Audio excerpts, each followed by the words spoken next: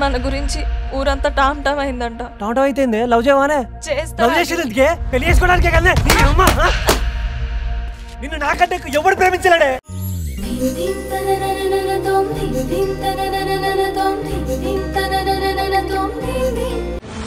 ఇక్కడ కామెడీ ఏంటంటే కంపెనీ ఉన్న సిచ్యువేషన్ నుంచి ఎలా గట్టెక్కించాలనే మీటింగ్కి కంపెనీ పుట్టు పూర్వత్రాలు కూడా తెలియని వాళ్ళని తీసుకొచ్చి కూర్చోబెట్టారు.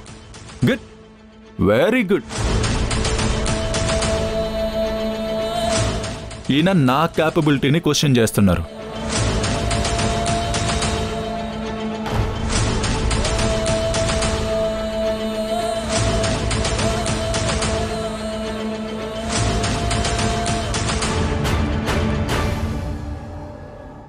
PP corporates first company PP chemical plants, తర్వాత manufacturing industries, financial services start చేశారు.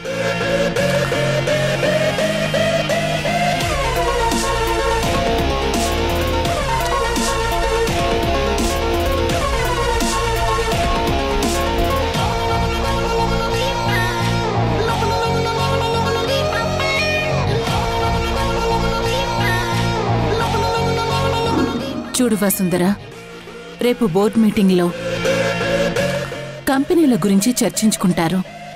వాటి గురించి నీకు అవగాహన రావాలంటే మా అన్నయ్య ఆ కంపెనీలు ఎలా మొదలుపెట్టాడో, ఎప్పుడు మొదలుపెట్టాడో, వాటిని ఒక్కొక్కటి ఎలా పెంచుకుంటూ వెళ్లాడో నువ్వు తెలుసుకోవటం చాలా ముఖ్యం. జాగ్రత్తగా విను. అందరి ముందు మాట్లాడేటప్పుడు నీ కళ్లల్లో బెరుకుండకూడదు. బోర్డ్ రూంలో 10 మందున్నా, 20 మందున్నా, 50 మందున్నా నీకనవసరం. ఎంత మందున్నా నువ్వు చెప్పే విషయం మారదు. అప్పుడు భయం ఎందుకు? ధైర్యంగా చెప్పు.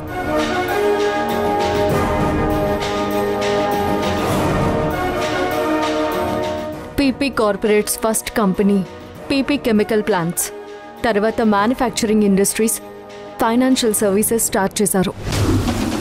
ఆ తర్వాత ఇన్ఫ్రాస్ట్రక్చర్, ఇలా అంచెలంచెలుగా ఎదుగుతూ ఫైనల్గా ఆయన డ్రీమ్ ప్రాజెక్ట్ అరకులో టీ ఎస్టేట్స్ పెట్టి ఆయన పుట్టినూరులో ఎంప్లాయ్మెంట్ కల్పించాలన్న ఆయన కలని నెరవేర్చుకున్నారు.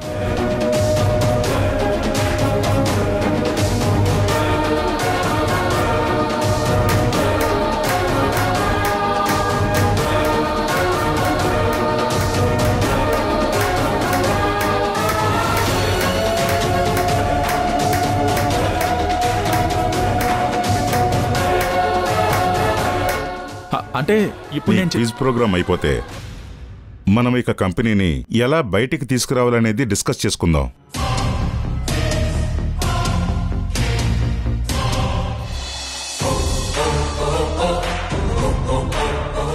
నువ్వు కూర్చోమ్మా.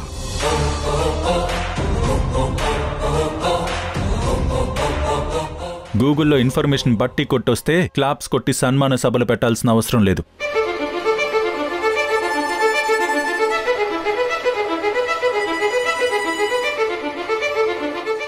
బట్టి పట్టినంత ఈజీ కాదు కంపెనీని డీల్ చేయడం. క్లయింట్స్తో మీటింగ్స్కి వస్తే ఏం చేస్తుందంట? స్పాంటేనిటీ ఉండాలి. అప్పుడేం చేస్తుంది?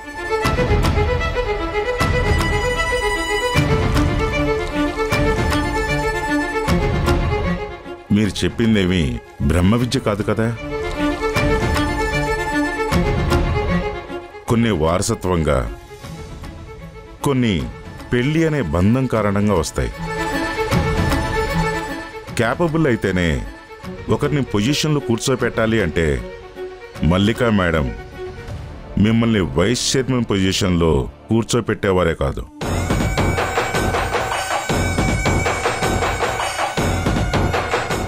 చైర్మన్ కొడుక్కి వైస్ చైర్మన్ కాగల అర్హత ఉన్నప్పుడు తన భార్యకి బోర్డు మెంబర్ అవటంలో తప్పేం లేదే.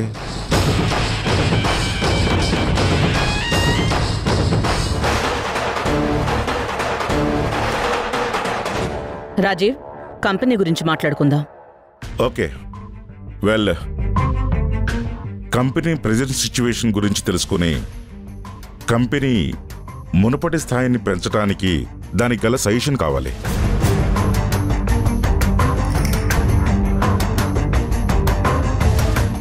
సరిగ్గా చెప్పాలంటే కంపెనీకి ఇప్పుడు 160 కోట్ల అప్పు ఉంది. జీతాలు ఇవ్వటానికి కూడా డబ్బు లేదు.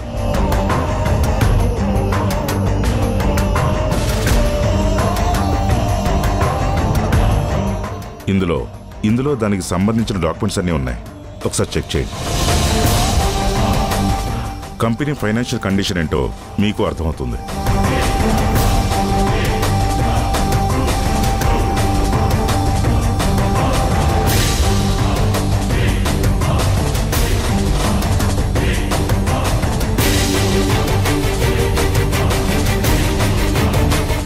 ఇప్పుడు బోర్డ్ ఆఫ్ డైరెక్టర్స్ సజెషన్స్ ఇవ్వచ్చు.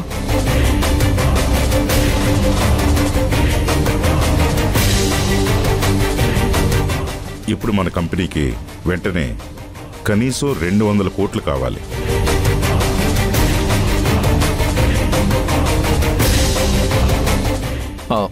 లోన్ ఏమన్నా తీసుకోగలమా? తెలీదు. మొన్న పేపర్లో వచ్చిన న్యూస్కి మన కంపెనీ రెప్యుటేషన్ బాగా డ్యామేజ్ అయింది.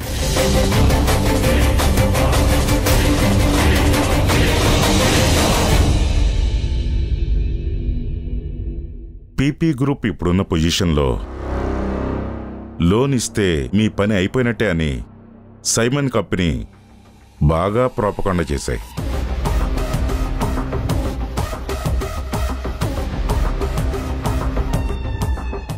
మనకి చిన్నవి పెద్దవి అన్నీ కలిపి టోటల్గా 14 కంపెనీలున్నాయి. సో 2 అమ్మేద్దాం.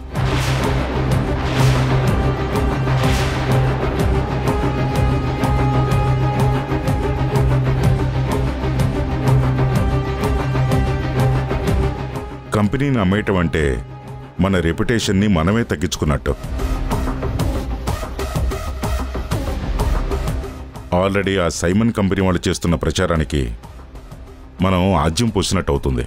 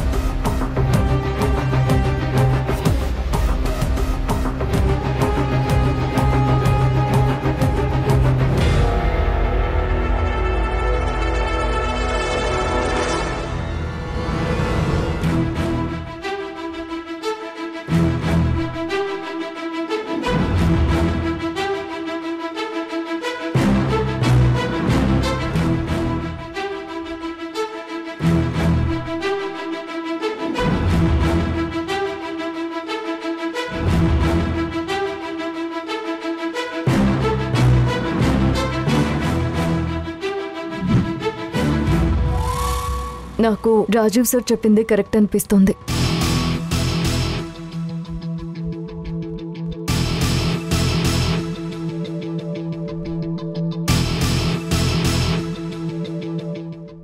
సారీ, నేను మర్చిపోయాను. మా ఆవిడ నాకు 500 కోట్ల కట్నం తీసుకొచ్చింది. అందులో 200 కోట్లు అప్పు కట్టేసి మిగిలిన 300 కోట్లు మన కంపెనీ డెవలప్మెంట్కి ఉపయోగించుకుందాం.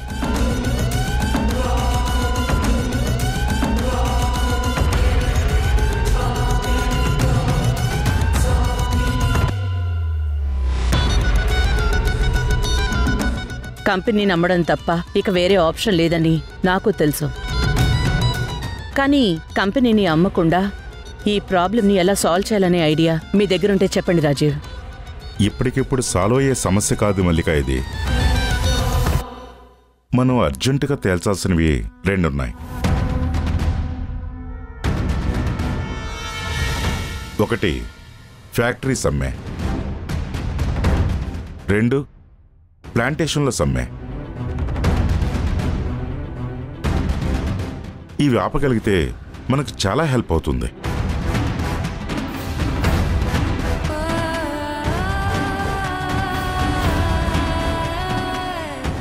కంపెనీలో యథావిధిగా పని జరుగుతుందని అందరికీ తెలిస్తే మనం కొంచెం ఊపిరి పీల్చుకోవచ్చు అనిపిస్తుంది.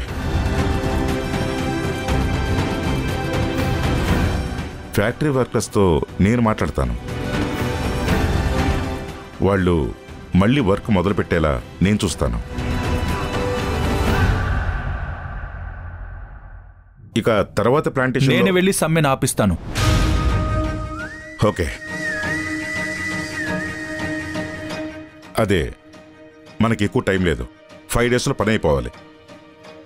సరే, మరైతే ఆ తర్వాత ఏం చేయాలనేది నెక్స్ట్ మీటింగ్లో మనం చూసుకుందాం. ఓకే.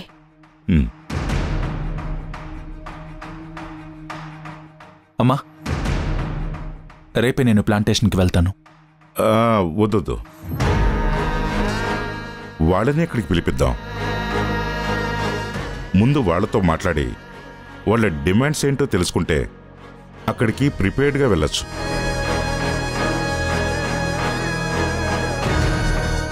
అది నిజమే. అలాగే చేద్దాం రాజీవ్.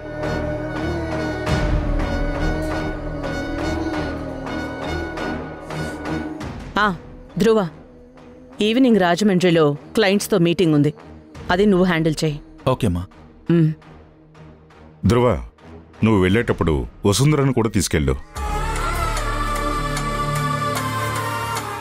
తనెందుకు?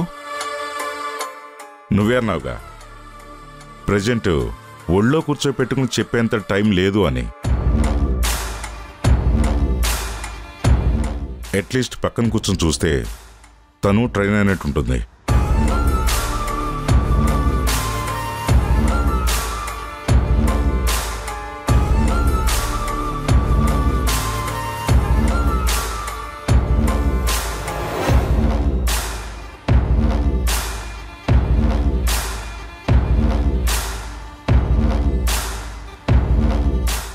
ధ్రువ, 12కి కింద పార్కింగ్ లాట్లో వెయిట్ చేయి. వసుంధర నీతో జాయిన్ అవుతుంది. నాకు అమ్మంత ఓపిక లేదు. 12కి 1 మినిట్ మాత్రమే వెయిట్ చేస్తాను. సరే.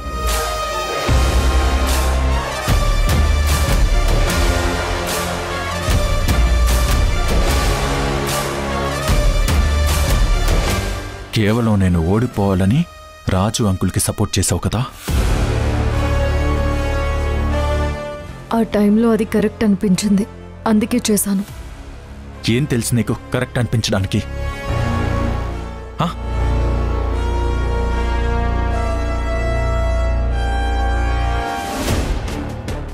అత్త, నువ్వు కూడా తన్నే సపోర్ట్ చేస్తున్నావు కదా.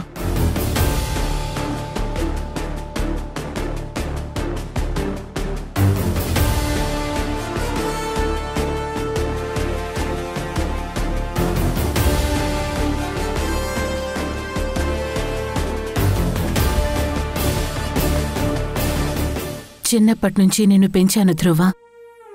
ఇప్పుడు నీ మనసులో ఏ గందరగోళం జరుగుతోందో నాకంటే ఇంకెవ్వరికీ తెలీదు. ఇక్కడ వసుంధర నీ కళ్ల ముందే ఉంటే నీకు కమ్ముకున్న అనుమానపు మబ్బులు ఏదో ఒకరోజు విడిపోతాయి. నువ్వు వసుంధర దగ్గర ఉన్నప్పుడు నీలో ఉన్న ఆ ప్రేమ నాకు నీ చిన్నప్పటి రోజుల్ని గుర్తు చేశాయి. నేను వసుంధరకి సపోర్ట్ చేయటం నీక్కూడా మంచిదే అవుతుంది. నన్ను నమ్ము ధ్రువ. ఈ అత్త ఎప్పుడూ నీ బాగు కోరుకుంటుంది.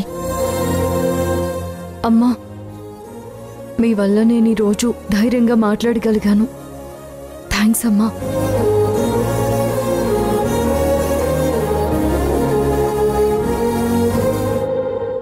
మేడం, మీరు ఊరేళ్ళాలంట కదా. రాజేష్ సార్ నందితా మేడాన్ని నన్ను తీసుకురామని చెప్పారు.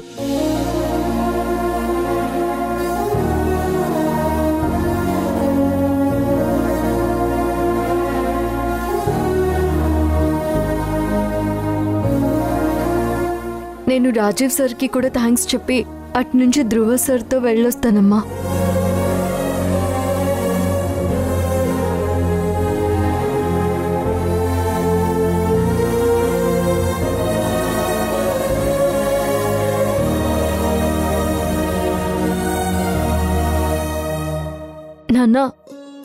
రామ వసుంధర, ఆ ధ్రువది నోరు భలే మూయించావు.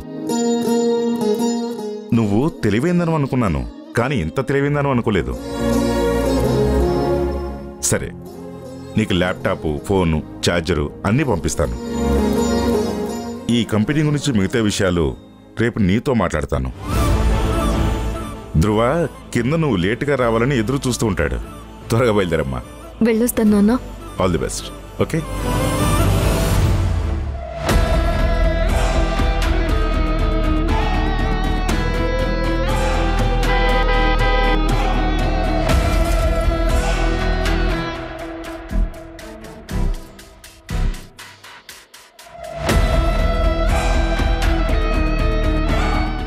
సార్, ఎంతసేపు వెయిట్ చేయాలి నీకోసం?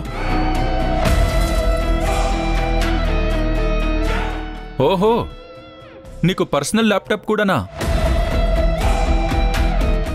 మెడలో వేసుకుంటే సరిపోదు, అది ఎలా వాడాలో కూడా తెలుసుకోవాలి. మెడలో వేసుకున్నవన్నీ ఎలా వాడాలో తెలిసే వేసుకుంటామా? మెడలో పడ్డాక అన్నీ అవే నేర్పిస్తాయి. ఇంత జరిగినా పొగరు తగ్గలేదు. పద, నిన్ను ఎలా అవమానిస్తానో చూడు. నన్ను ఎలా అవమానించాలో తర్వాత ఆలోచించొచ్చు, కానీ ముందు మీటింగ్కి టైం అవుతుంది, పదండి. రాక్షసి.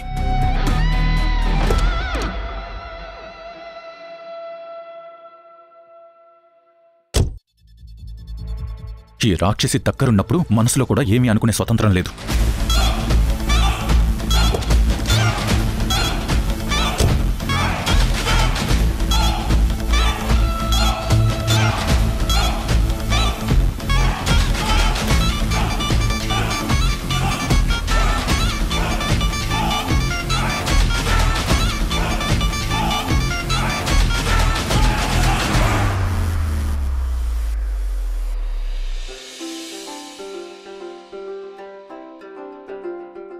Hi sir. How are you Dhruva? Fine sir. Hi Dhruva, మీరెలా ఉన్నారు? ఫైన్. ప్లీజ్ కూర్చోండి. కూర్చోండి సార్. Please SIT.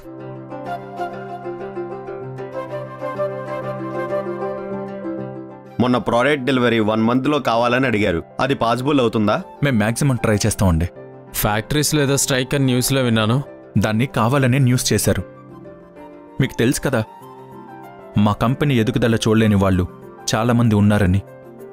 మీరు దాని గురించి వరి అవ్వకండి. మేమైతే అస్సలు అవడం లేదు, ఎందుకంటే రాజీవ్ గారు తిరిగి వచ్చారని విన్నాం. ఇంకెందుకు వర్రీ? We are very happy. మీరు చూస్తూ ఉండండి, ఆయన వచ్చారు కదా, అందరు ఇన్వెస్టర్స్ తిరిగి వస్తారు.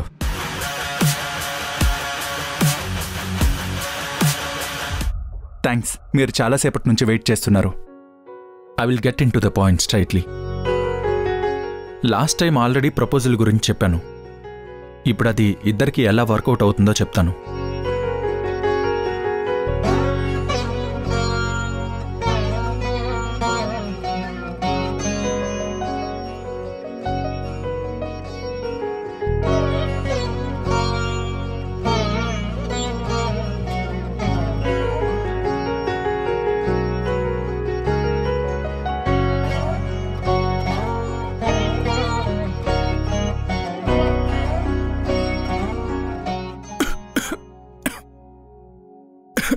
వాటర్ తాగండి.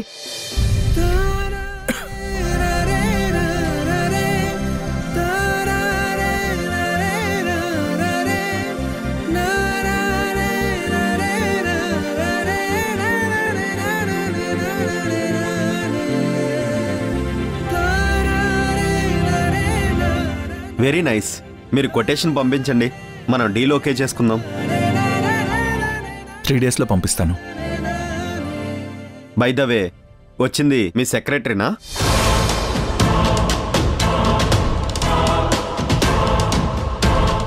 Excuse me. No, she is my wife. పేరు వసుంధర.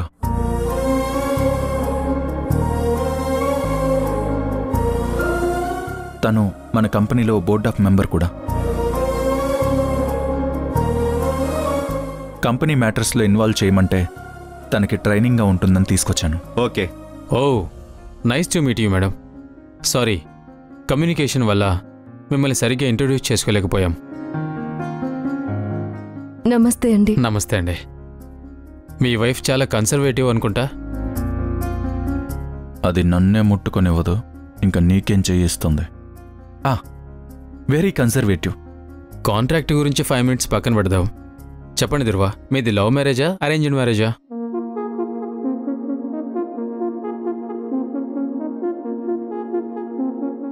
మిమ్మల్ని చూస్తుంటే లవ్ మ్యారేజే అనిపిస్తుంది. మాకు పెళ్లిళ్ళ మీద, ఈ వ్యవస్థ మీద చాలా నమ్మకం. మీ లవ్ స్టోరీ చెప్పండి.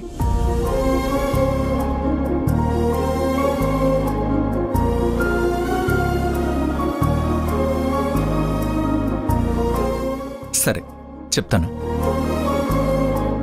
మా మదర్ నన్ను వైస్ చైర్మన్గా అనౌన్స్ చేశాక నాకు అప్పగించిన మొదటి బాధ్యత అరకులో టీ ఎస్టేట్ని హ్యాండిల్ చేయమని.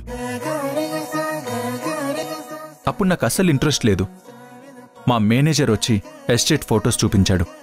అవి చూసినప్పుడు ర్యాండమ్గా వాటిల్లో తనని చూశాను.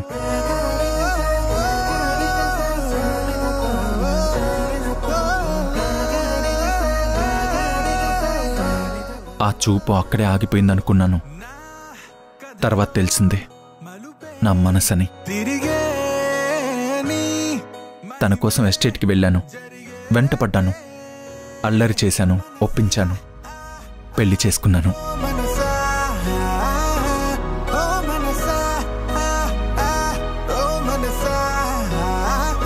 మీకు అసలు భయం ఉండదా? ఎవడికి భయం? మేము తిరిగేదే అర్ధరాత్రి. అయినా ఈ రోజులో దయ్యాలంటే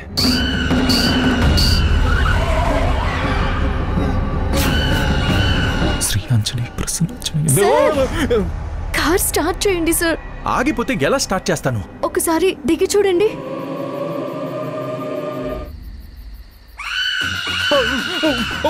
వసు